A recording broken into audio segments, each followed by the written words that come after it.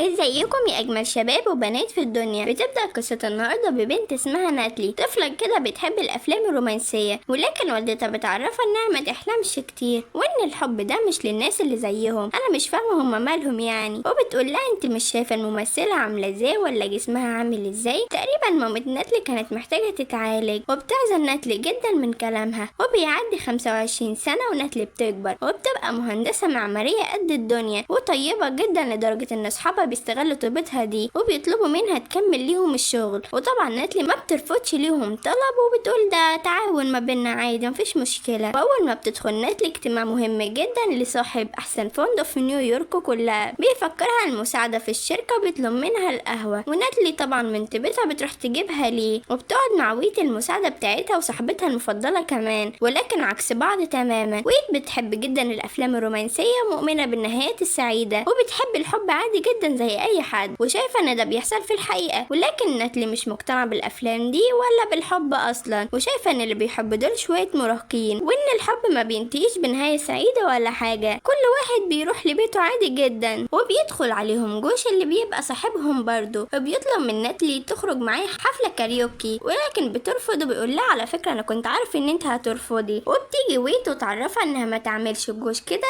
لانه بيحبها. قالت لها حب ايه يا بنتي، دليل مهاره عينه ما بتروحش من العارضة الا على الحيطة. وبتتريق عليه وبتعرفها ويت انها مش متفتحة وعندها مشكلة كبيرة جدا وبتسيبها وتمشي. ناتلي وهي مروحة كده بتلاحظ شخص بيبص عليها، فبتفتكر كلام صاحبتها انها مش متفتحة وبتقول ممكن اديله فرصة لو اتعرف عليا. واول ما بتنزل بتلاقي الشخص ده بيقرب منها ولسه هتتعرف عليه بيسرق الشنطة بتاعتها. ولكن بنتنا ناتلي علمته الادب، والحرامي بيعرفها انه عنده 3 اطفال ومحتاج فلوس، فبيصعب عليها وبتسيبه وبيقول لها انا ما كنتش عارف انك مغفله كده وبتصدقي الكلام، فبتعلمه الادب تاني ولكن اكتر شويتين 3 كده. وبتقول لنفسها انا ليه بيحصل معايا كده، تقوم داخله في سور يخليها تفقد الوعي، معلش حظها مش قد كده. وبتفتح عينها بتلاقي نفسها في مستشفى، ومستشفى نظيفه جدا. بس مش دي المشكله يا اصحابي، انا المشكله ان في دكتور وسيم جدا اللي بيكشف عليها، وانبهر من جمال ناتلي وجمال عيون ناتلي. وهنا ناتلي بتقول خلاص انا عرفت اللي فيها، انتم اكيد ناويين تسرقوا كليتي، اصلا اكيد مش دكتور قمر زيك يبص لواحده زيي. وبتخرج، والغريبه التانية انها بتلاقي نيويورك متغيره كانها جديده وهاديه جدا ومليانه ورود واشجار كأن بلد في روايه خياليه. واي راجل في الشارع بيقف ينبهر من جمال ناتلي لدرجه انها شكت في نفسها لا تكون عملت فيهم حاجه وناسيه ولا حاجه، اصل استحاله من جمالها يعني، رغم ان انا شايفاها اموره والله. وهي ماشيه يا عيني بتخبط في عربيه، مش بقولكوا البنت ديت حظها مش قد كده. وبيطلع هو نفسه مدير الفندق اللي فكرها المساعده في الشركه الصبح، واول ما بيشوفها بيعجب بيها جدا. وهي بتساله اللي بتتكلم استرالي، قال لها عشان انا من استراليا اصلا فكلامي طبيعي يكون كده. قالت له بس انت ما كنتش بتتكلم كده الصبح. قال لها ما افتكرش ان انا شفتك قبل كده.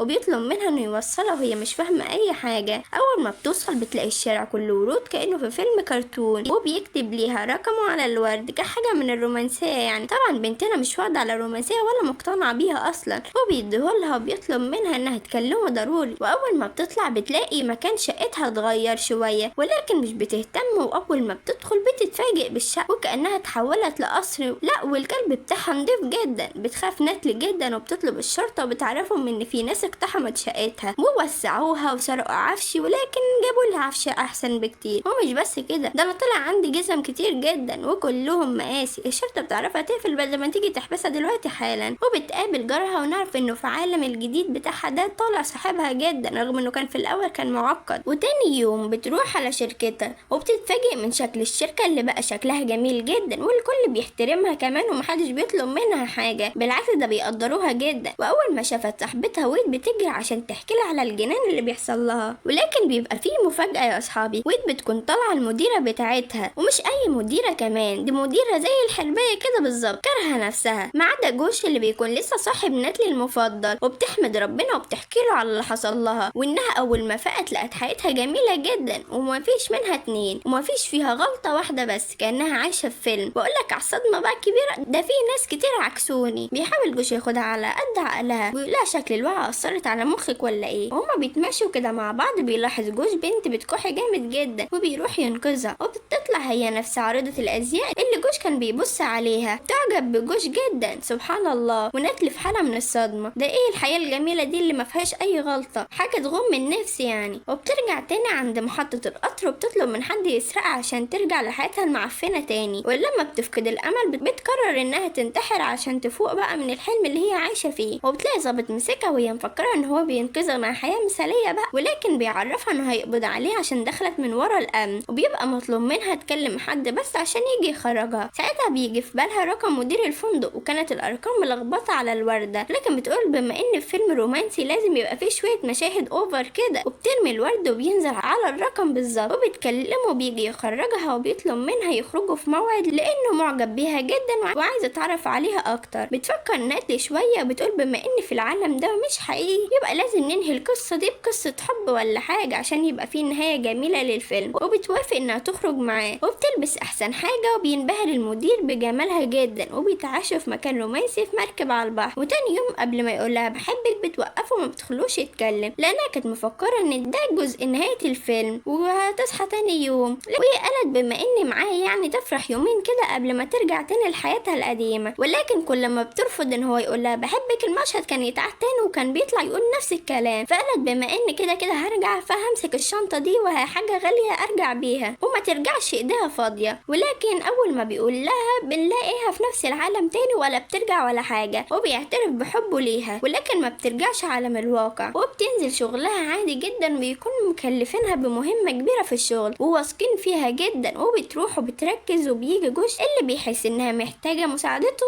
وبيكون جايب معاه اكلها المفضل، ولكن بيلاقيها شاطرة جدا في الشغل، يعني وجوده ملهوش لازمة. فبيقول لها بما انك مش محتاجين بقى فانا هضطر اخد الاكل وامشي، ولكن ناتلي بتعرفه ده في احلامك، ده انا هموت من الجوع، ده انت جيت لي في الوقت المناسب. وبتجيلها لحظة ادراك ان في الفيلم ان جوش اللي يحبها مش المدير، وخصوصا ان هي معجبة بيه من زمان جدا. وبيدخل عليهم المدير وبيتصدم جوش انهم ارتبطوا، وبيسيبهم وبيمشي. وبتلاحظ ناتلي انه اتضايق شوية، ولما بينزلوا بيقابلوا جوش والعارضة الازياء ايزابيل، وبتكتشف انهم ارتبطوا هما كمان. وبيبان على ناتلي انها متضايقة كمان جدا، وايزابيل بتعزمهم على حفلة هي عملتها. وتاني يوم بتروح ناتلي وبتقابل جوش وبيقول له في النهاية انت مع بلاك المدير وانا مع ايزابيلا، اغنى اتنين في البلد كلها، حاجة يعني مش متوقعة، رغم ان المفروض انا وانتي اللي نكون مرتبطين دلوقتي. فسألته ليه ما طلبتش مني ان احنا نرتبط، عرفها انه طلب منها كتير جدا ولكن في كل مرة كنت بترفضيني. واول ما بتنادى عليه ايزابيلا بيروح لها على طول، وبتبدأ ايزابيلا ترحب بالضيوف وبتعرفهم ان دي مش مجرد حفلة كده عادي، لا ده دي خطوبتنا كمان. والكل بيتصدموا من ضمنهم ناتلي اللي كانت هتجيلها جلطة دلوقتي، وبدأوا يحبوا في بعض ويحكوا هم اتعرفوا على بعض ازاي. وبيجي صديق ناتلي وبتعرفه انها اكتشفت ان طول الوقت ده وهي بتحب جوش، وانها لازم تكون معاه مهما حصل حتى لو هتبوظ الجوازة دي فوق دماغهم. وبتدخل عليهم وبيستغرب جوش لانها مش بتحب حفلات الكاريوكي اللي هي من النوع ده. وايزابيلا بتطلب من ناتلي ان تطلع وتغني زيها، وطبعا عايزة تلفت انتباه جوش فبتطلع، والناس كلها بتتفاعل معاها وبيفرحوا جدا وبترقص مع جوش وتقرب منه، لدرجة ان ايزابيلا بتبدأ تتضايق وتغير على خطيبها. وبتصحى ناتلي على صوت حبيبها وهو بيكلم باباه وبيعرض عليه فكرة ناتلي في الشغل على اساس انها فكرته يعني. وبتتضايق ناتلي جدا وبيعرفها انها كده هيتجوزوا وكده شغلك مش هتروحيه تاني. ومش بس كده، ده بيعرض عليها تغير اسمها علشان يليق على منصبها الجديد كزوجة ليه يعني. تتعصب ناتلي جدا وبتعرفه انها بتحب شغلها كمهندسة معمارية ومش ناوية تغير حاجة، وبتطلب منه يمشي ويسيبها حالا عشان ما تسببش جناية. وبتقرر تسيب المكان وترجع بيتها، ده شكله هبل ده ولا ايه. وبيدخل على صديقها وبيعرفها ان فرح جوش بعد تلت ساعة بالظبط، بتعرفها انها مش مهتمة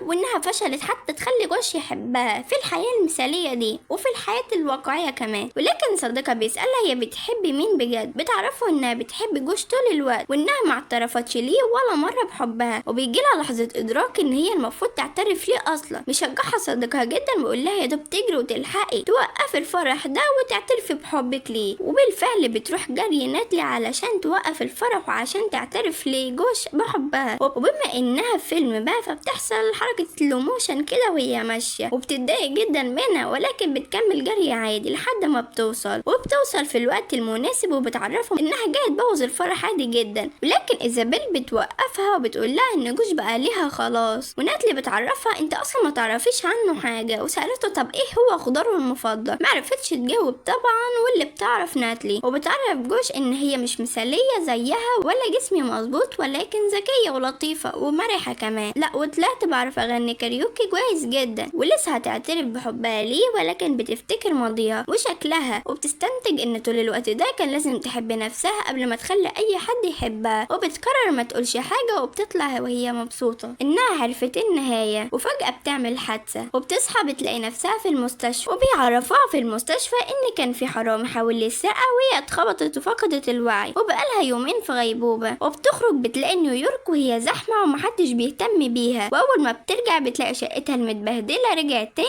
وكلبها اللي ما بيسمعش كلامها رجع زي الاول، وبتفرح جدا وبترجع الشغل تاني بس بشخصية مرحة وواثقة من نفسها عكس اللي كانت فيه، مش بتخلي حد يستغلها.